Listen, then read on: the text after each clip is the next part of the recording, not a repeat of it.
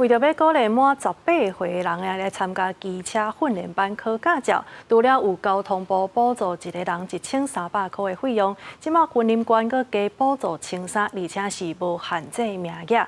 另外呢，这学生也会当请公假去上课，来学一寡交通安全的知识甲概念。读大学2年啊，生长的学生，过去无机会练习骑机车，一规工趁休困去机车练习场练习。为着鼓励满18岁学生参加机车训练班考驾照，除了有补助，分管府和学生会当请公假。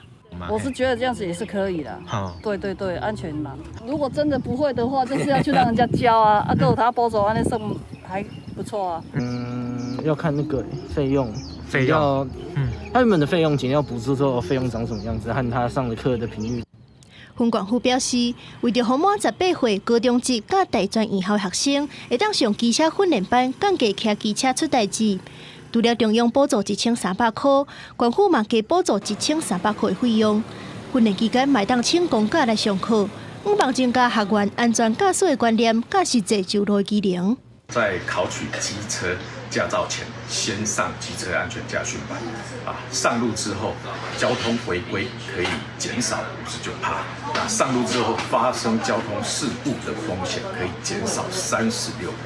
云林县警察局表示，往年学生参加机车驾驶训练班大概是200-300人，不过去年113年参加人数已经提升到620人。经过6点钟的学考，也有10点钟的术考课程，除了会当学到正确骑机车的观念，嘛会当伫咧训练班直接考驾照，更较利便。公视新闻综合报道。